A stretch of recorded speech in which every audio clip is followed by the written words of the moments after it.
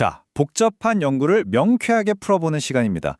오늘은 정말 거대한 이야기, 바로 인류의 진화에 대해 한번 파헤쳐 볼까 합니다. 자, 한번 보시죠. 우리 인간, 사실 영장류의 한 종류인 동물이잖아요?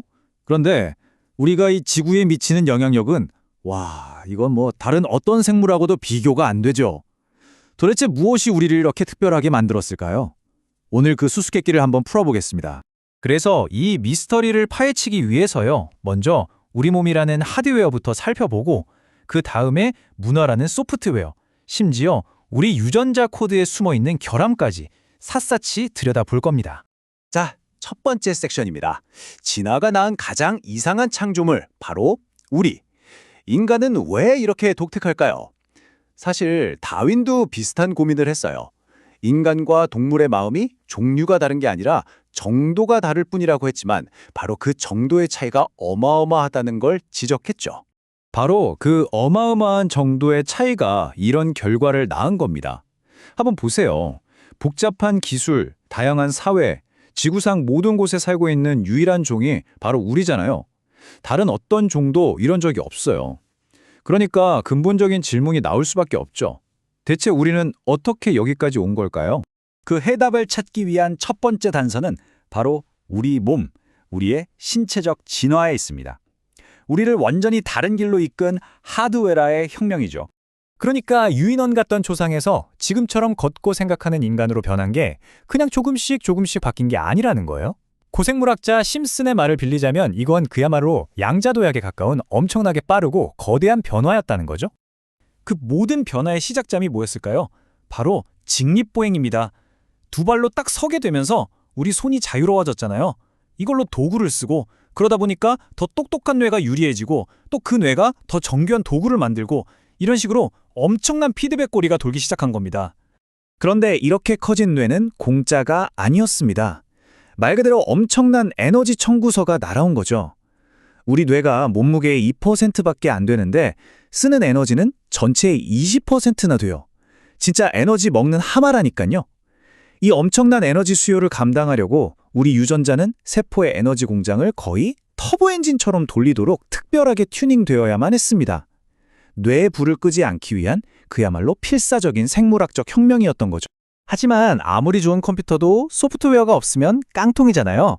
진짜 판을 바꾼 게임 체인저는 바로 우리의 정신, 언어, 그리고 문화가 함께 진화한 것이었습니다. 생각해보세요.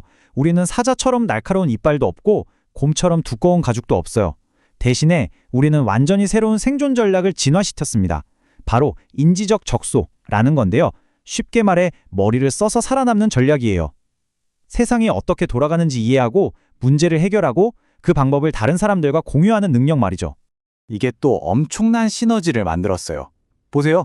일단 머리가 좋아서 도구를 만들고 사냥법을 개발하죠. 이게 1단계. 그럼 혼자 하는 것보다 같이 하는 게 훨씬 유리하니까 사회를 만들고 협력하게 됩니다. 2단계죠.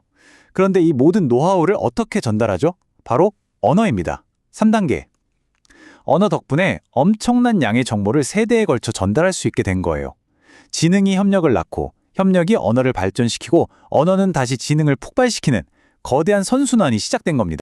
이런 상호작용은 그냥 추상적인 이야기가 아니에요. 우리 DNA에 아예 흔적이 새겨져 있습니다. 가장 유명한 예가 바로 우유 소화 능력인데요. 원래 대부분의 성인은 우유를 소화 못 시키거든요. 그런데 약 5,000년 전부터 목축 문화가 생기면서 우유를 마시는 게 생존에 유리해졌어요. 그러자 말 그대로 우리 유전자가 바뀌어서 성인이 되어서도 우유를 소화할 수 있게 된 겁니다. 문화가 유전자를 바꾼 거죠. 정말 놀랍지 않나요? 자, 여기까지 들으면 진화가 뭔가 완벽을 향해 착착 진행되는 것처럼 보이잖아요?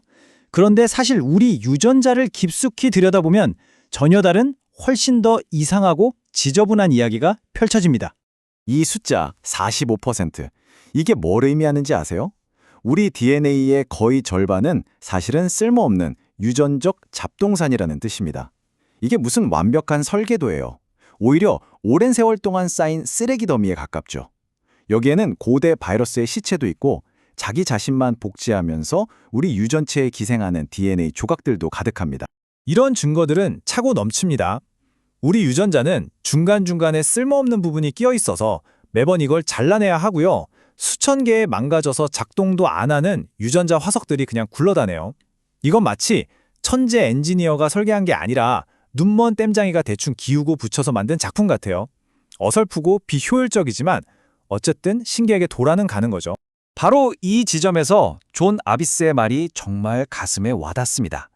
자연 선택은 중력처럼 무심하고 냉정하다. 진화에는 어떤 의도나 목적이 없다는 거예요. 그냥 복잡성과 불완전성을 똑같이 만들어내는 자연의 거대한 힘일 뿐이라는 거죠.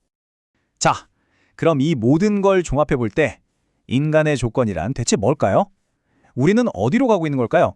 결국 수수께끼의 답은 하나의 정답은 없다는 것입니다. 인간의 조건은 어느 한 가지로 정의될 수 없어요. 우리의 유전자라는 하드웨어, 그리고 정신과 문화라는 소프트웨어가 서로 영향을 주고받으며 끊임없이 춤을 추는 바로 그 역동적인 과정 자체가 인간의 조건인 거죠. 그러니까 우리는 진화의 완성품, 정점이 아닙니다. 우리는 진화가 벌이고 있는 가장 매혹적이고 가장 복잡하고 그리고 여전히 계속되고 있는 실험 그 자체인 거예요. 이게 우리에게 정말 흥미로운 질문을 던져줍니다. 요즘 보세요. 우리의 문화와 기술, 즉 소프트웨어가 유전자, 즉 하드웨어가 변하는 속도보다 비교도 안 되게 빨리 발전하고 있잖아요. 이런 시대에 인간이라는 존재의 미래는 과연 어떤 모습일까요?